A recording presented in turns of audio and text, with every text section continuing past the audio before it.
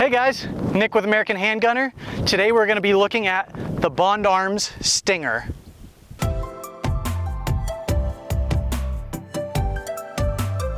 Now if you're familiar with Bond Arms, then you already basically understand this gun. But if you're not, what it is a single action only double barrel pistol chambered in 380 ACP. It has a trigger guard, a crossbolt safety, and you load the gun by swinging this lever. The barrels drop, dump out your rounds, and then replace them, and you're ready to rock. This pistol is what I would put in the category of a gut gun, right? It's up close and personal. You're not gonna take someone out down the hallway with this. Also, I know nobody is expecting speed reloads with this. That's not the purpose, but I'm gonna try anyway and see how we do.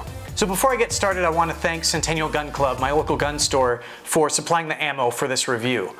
My shoe shiner and videographer, Bronson, and I, we went to the range and decided to put this through a few tests to see what we can do with it. First off, I'm not concerned with pinpoint sniper accuracy with this thing. It's not what it's meant for, right? But I wanted to see what the spread was when shooting between the top and bottom barrel at different distances. So we got really close up to what I like to call BBD, bad breath distance, and put both rounds into the target.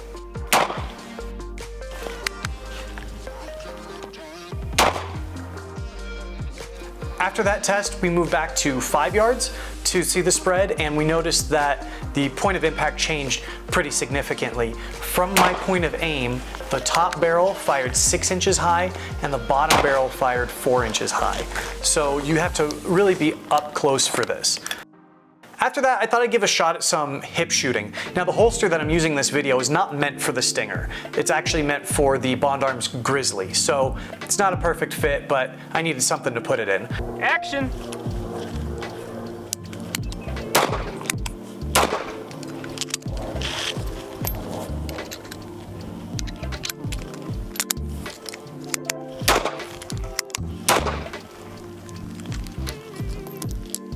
I mean, that's actually a surprisingly good group there.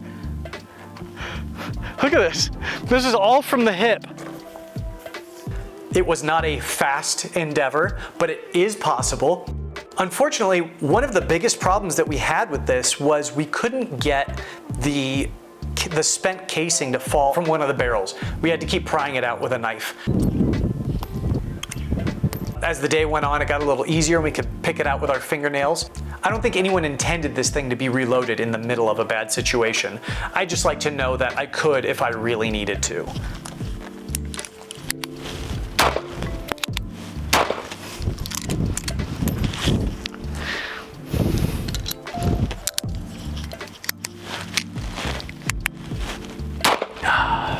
What's the point of having an outdoor range all to yourself if you're not gonna have a little fun, right?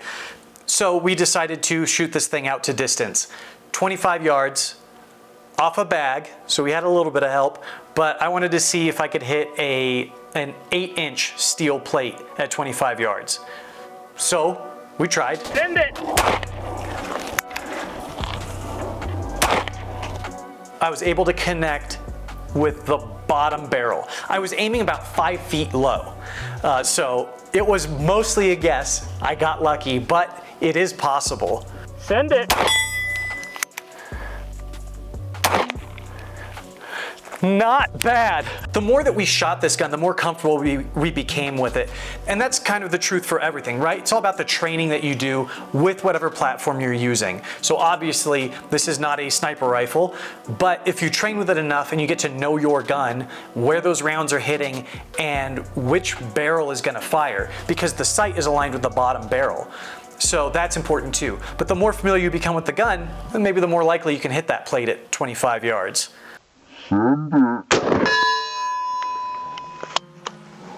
After firing a few dozen rounds on the range, we noticed that this started to walk out a bit.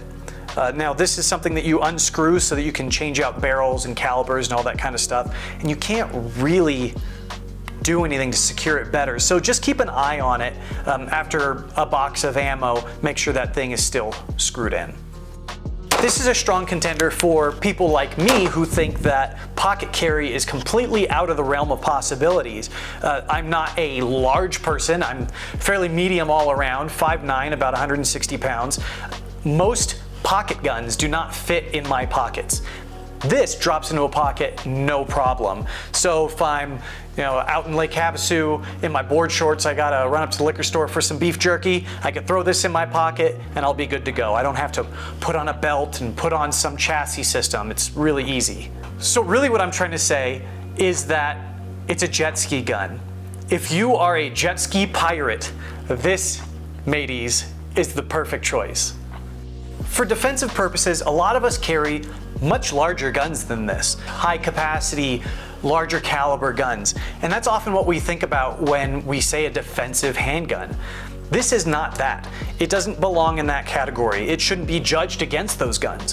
What this does is it fills a very specific, small role where it really excels. And that's what I just said. It's a jet ski gun, right? A place where you don't have a lot of room to keep a gun, but you want to make sure you can still stay armed and protect yourself.